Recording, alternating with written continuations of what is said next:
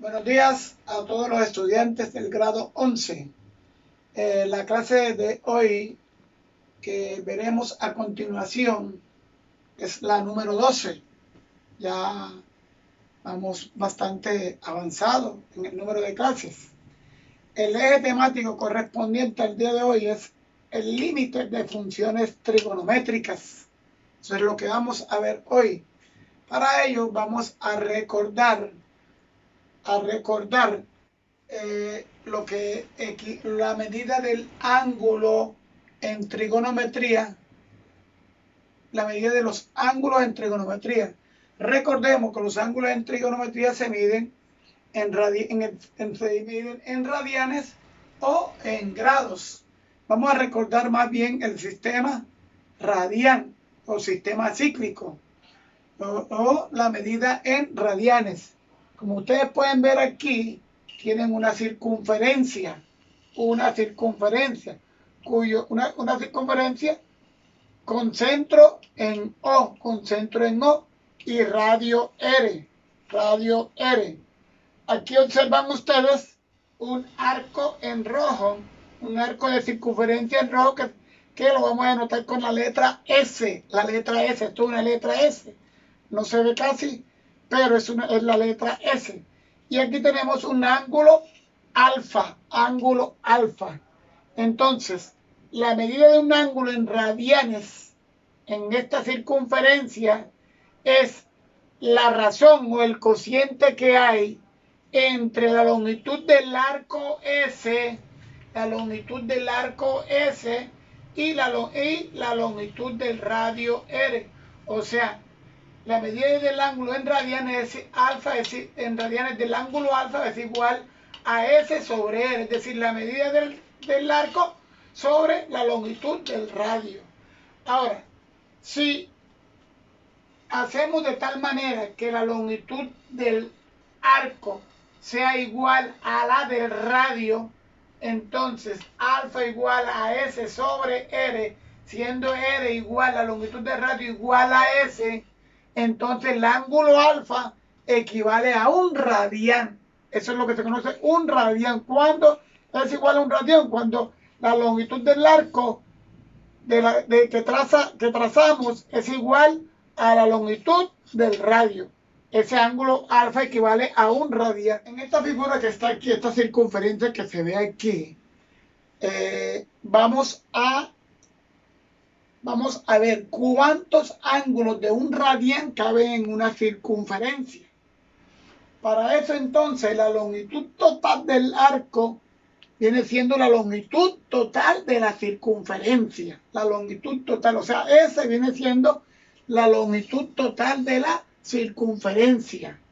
Recordemos que la fórmula para hallar la longitud del arco total de la circunferencia, la longitud total del arco, se encuentra mediante la fórmula matemática S, longitud total del arco de 360 grados es igual a 2pi por el radio, el producto de 2 veces pi por el radio, donde pi es igual a 3,14, una cifra irracional, un número irracional. Vamos a trabajar con 3,14. Entonces, si nos vamos a la fórmula de la medida del ángulo en radianes, recordemos que alfa en radianes es igual a la longitud del arco S sobre el radio. Pero S en este caso es la longitud total y vale 2πr sobre el radio. Entonces, este radio con este radio se cancelan. Hay una arriba y una abajo que daría igual a 2pi. Entonces, el ángulo total de la circunferencia, el ángulo en radianes, la cantidad de ángulos en radianes que tiene la circunferencia completa es igual a 2pi radianes, donde pi es igual a 3,1416. Cambiando el valor de pi por 3,14 y multiplicando por 2, eso da aproximadamente 6,28 radianes. Es decir, que en una circunferencia caben aproximadamente 6,28 radianes, ángulos radianes en una circunferencia. Vamos a recordar también, que es bueno recordarlo para trabajar después con límites, las razones trigonométricas en una circunferencia unitaria. radio igual a 1, una circunferencia unitaria. Ahí observan ustedes una circunferencia unitaria, se ha dibujado un ángulo alfa y hemos tomado un punto B de coordenadas XY en donde el lado terminal corta a la circunferencia, en el punto este que está aquí, B de coordenadas XY. Esas coordenadas, esta distancia de O hasta C la vamos a llamar X y esta distancia de C hasta B es Y, punto XY. Y el radio es igual a 1. Entonces, recordemos, aquí tenemos un triángulo rectángulo OBC. Recordemos la definición de cada una de las razones trigonométricas. Seno de alfa, recuerden ustedes, el año pasado vimos eso, es igual a cateto opuesto sobre hipotenusa. O sea, cateto opuesto Y sobre R. Eso es igual a Y sobre R, pero el radio en este caso es igual a 1. Entonces el seno de alfa viene siendo igual al valor de la ordenada, o sea, valor de Y. O sea que esta longitud roja que ustedes ven aquí es el seno del ángulo alfa. Lo que mide esta longitud de este valor, esta ordenada, vale el seno del ángulo alfa. El coseno, análogamente, es igual a cateto adyacente sobre hipotenusa, coseno de alfa. Pero el coseno de alfa es, el cateto adyacente en este caso es X y la hipotenusa es R. R, siempre lo vamos a llevar con R. O sea, X sobre 1 porque R es igual a 1. O sea, que el coseno de alfa es igual a X. En este caso, esta longitud que está aquí morada es el coseno, determina el valor del coseno del ángulo alfa. Lo que mide la longitud de X es el coseno de alfa.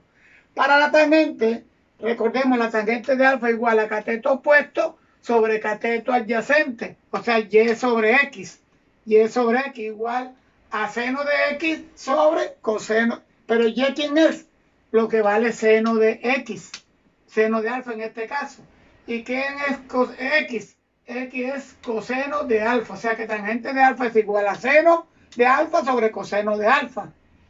Para la cotangente de alfa es igual a X cateto adyacente sobre cateto opuesto. Es decir, X sobre Y. Aquí está, observa usted, cateto adyacente sobre cateto opuesto igual a X sobre Y. Pero X es el valor de coseno. Vean dónde está. X es coseno de alfa.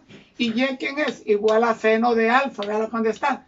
Entonces la cotangente igual a coseno sobre seno. La secante del ángulo alfa es igual a hipotenusa sobre cateto adyacente, es decir, R sobre X. Aquí está R sobre X. Pero R es igual a 1 porque estamos en un círculo unitario. Y X es coseno de X. O sea que la secante la podemos definir sobre 1 sobre coseno de alfa. Eso lo vimos el año pasado. La cosecante de alfa es igual a la hipotenusa sobre cateto opuesto, o sea, a R sobre Y. Hipotenusa sobre cateto opuesto, R sobre Y. Pero R es igual a 1. Y Y, en este caso, quedaría 1 sobre Y, pero Y es el valor del seno de alfa. Acá lo vimos acá arriba. Entonces reemplazamos Y por seno de alfa. O sea que la cosecante es igual a 1 sobre seno de alfa. En este triángulo rectángulo vamos a aplicar el teorema de Pitágoras. El teorema de Pitágoras nos dice que este lado elevado al cuadrado más este lado elevado al cuadrado es igual a la hipotenusa elevado al cuadrado. Es decir, Y al cuadrado más X al cuadrado es igual a R. Vamos a llamar esto R. La hipotenusa es R. R elevado al cuadrado. Pero Y, vamos a reemplazar Y es igual a seno de alfa. Entonces, Y cuadrado será seno cuadrado de alfa. Y cuadrado será seno cuadrado de alfa. Y al cuadrado será seno cuadrado de alfa. ¿Quién es X cuadrado? X es coseno de alfa. Entonces X cuadrado será coseno cuadrado de alfa. Entonces aquí reemplazando tenemos seno cuadrado de alfa más X cuadrado que es coseno cuadrado. ¿Y quién es R? El valor de R es 1. 1 elevado al cuadrado. Entonces, resolviendo esta operación aquí, quedaría seno al cuadrado más coseno al cuadrado de alfa es igual a 1. Esta se conoce como la identidad pitagórica, una de las identidades fundamentales en la trigonometría, en la cual trabajamos mucho el año pasado. Seno cuadrado de alfa más coseno cuadrado de alfa es igual a 1. Todo lo anterior podemos resumir lo siguiente. Las siguientes expresiones que se conocen en el nombre como identidades fundamentales. La primera, tangente de alfa igual a seno de alfa sobre coseno de alfa. Cotangente de alfa igual a coseno de alfa sobre seno de alfa. La secante de alfa es igual a 1 sobre coseno de alfa. Cosecante de alfa es igual a 1 sobre seno de alfa. La identidad pitagórica o fundamental, una de las principales, seno cuadrado de alfa más coseno cuadrado de alfa más coseno cuadrado de alfa es igual a 1. Si dividimos esta identidad en ambos lados por coseno cuadrado de alfa aquí y coseno cuadrado de alfa, haciendo las operaciones respectivas y despejando, se va a convertir en que tangente cuadrado de alfa es igual a 1 menos coseno cuadrado de alfa, otra identidad fundamental. Ahora, si dividimos entre seno cuadrado de alfa de este lado y a este 1 lo dividimos entre seno cuadrado de alfa y haciendo las cancelaciones respectivas, nos quedaría, y haciendo los despejes respectivos, queda que cotangente cuadrado de alfa es igual a 1 menos tangente cuadrado de alfa. 1, 2, 3, 4, 5, 6, 7. Esas 7 expresiones se conocen como identidades fundamentales de la trigonometría y las vamos a requerir para cuando vayamos a determinar límites de las funciones trigonométricas.